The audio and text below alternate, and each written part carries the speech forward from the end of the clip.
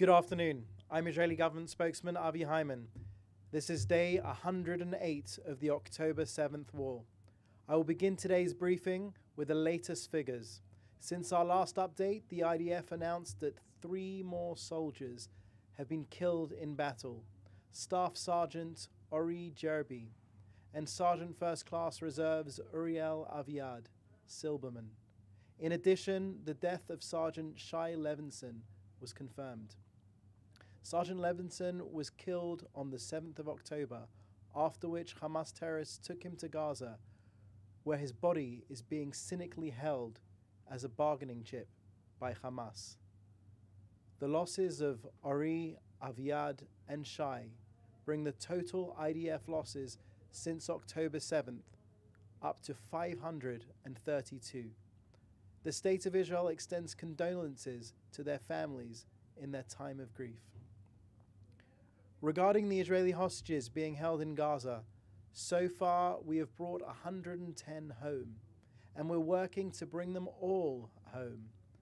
This is a key goal of the war. As we've already demonstrated, continued military pressure is a necessary condition to achieving it.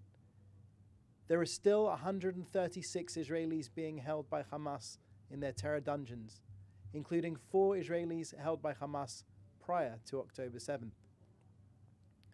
Of the remaining 132 abducted as part of the October 7th massacre, 113 are men, and 19 are women, and 2 are children under the age of 5.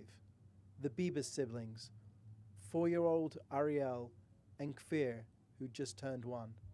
Last night, my Prime Minister reiterated his commitment to continuing the war on all fronts. Hamas's ludicrous demand that the IDF forces fully withdraw from Gaza and that we release the Hamas Nukba rapists and murderers who committed the atrocities of October 7th in exchange for the release of our hostages. And if that's not enough, we were told that we would also have to establish a Palestinian state. This would simply be capitulation to Hamas, framed as a peace deal. It only emphasizes just how important it is that we achieve a full victory in this war.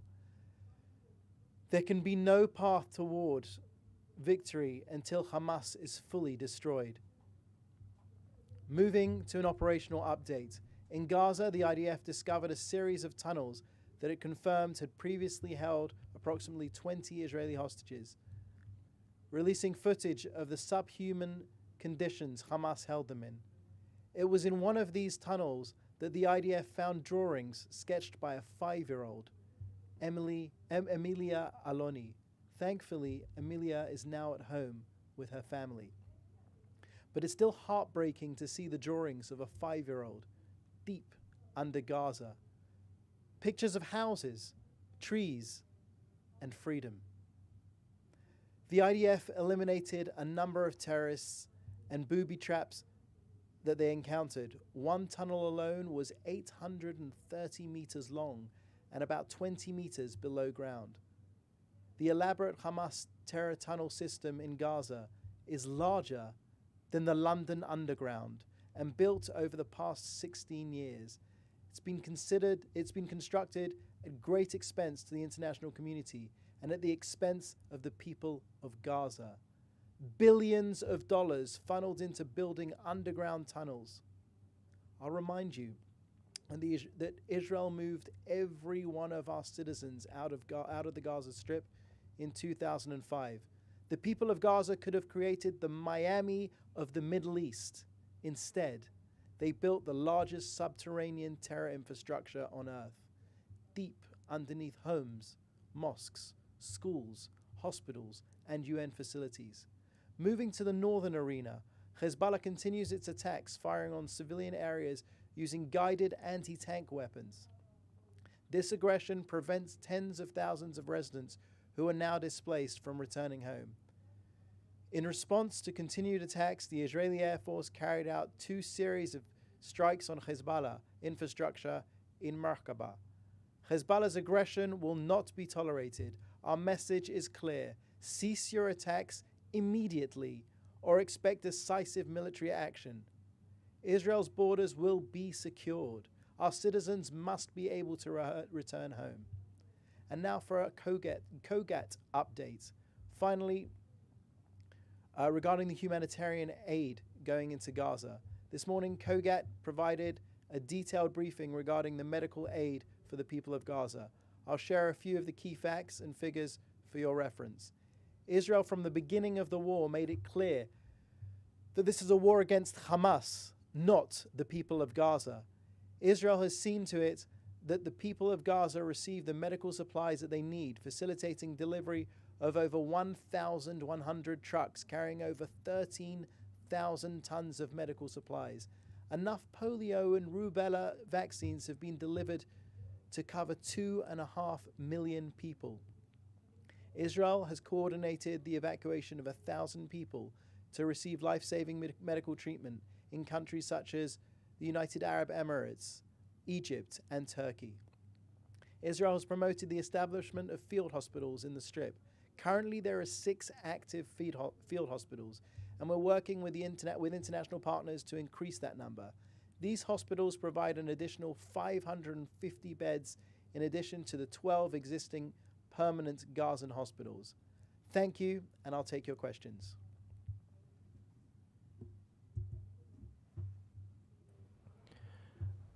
The first question is from Joel Pollack with Breitbart News.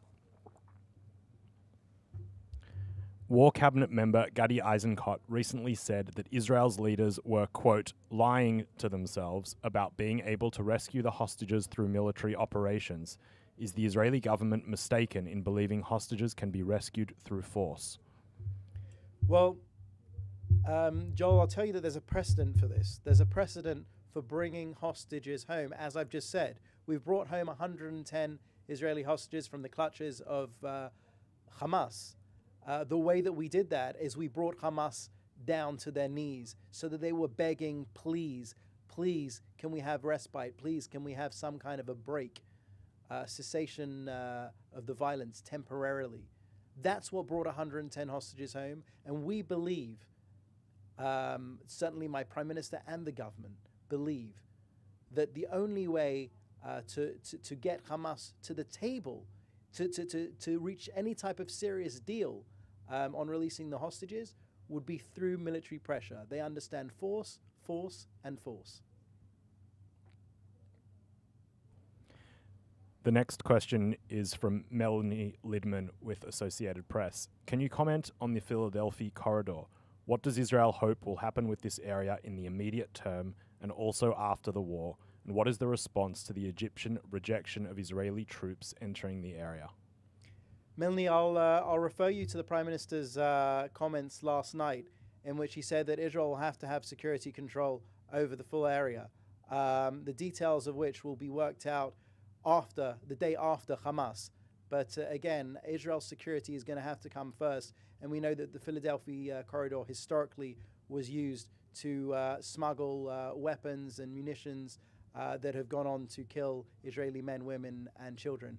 And we cannot allow a situation by which Hamas or any other extremists can endanger Israeli children as they sleep in their beds at night. The next question is from Hannah Julian with the Jewish Press. Hamas was to receive 1,000 boxes of medication for each single box delivered to the hostages with medical conditions. Do you have the numbers on the amount of medication delivered to Gaza, by whom, and evidence that it reached the hostages as promised? So for more information on the specifics of the medicine that has been transferred, I would refer you to COGAT. I was just giving you a snippet of the statements that they made earlier. But I want to be specific on that because you're asking for specific numbers. So please speak to COGAT. The next question is from David Isaac with JNS. Does the PMO have a comment on the astonishing Hamas report released on Sunday that it did not harm women, children, and the elderly on October 7? My comment would be that Hamas is only fooling themselves, if anyone at all.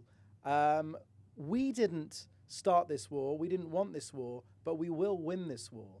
And what we saw on October 7th was, in the words of the German Chancellor, a new type of Nazi. But the thing about the Nazis, as you know, is that the Nazis try to cover up their crimes at the end of the war, whereas Hamas were Nazis with GoPros. They were filming the whole thing. They asked victims to give them their phones so they could open up their Facebook and stream live. Hamas wasn't trying to hide anything on October 7th. Why they would think that today, 108 days later, we would believe this nonsense is absurd. But again, we know who Hamas is. We know that they butcher babies, and we know they butcher the truth. Second question from Hannah Julian. Is Hamas still smuggling through the Philadelphia corridor? And has the IDF managed to block those tunnels yet? I think you can appreciate that I'm not going to speak directly to operational activities. And if you want an answer to that question, it's the IDF. All right, thank you very much for your time. I appreciate it. And we'll be back again same time tomorrow. Thank you.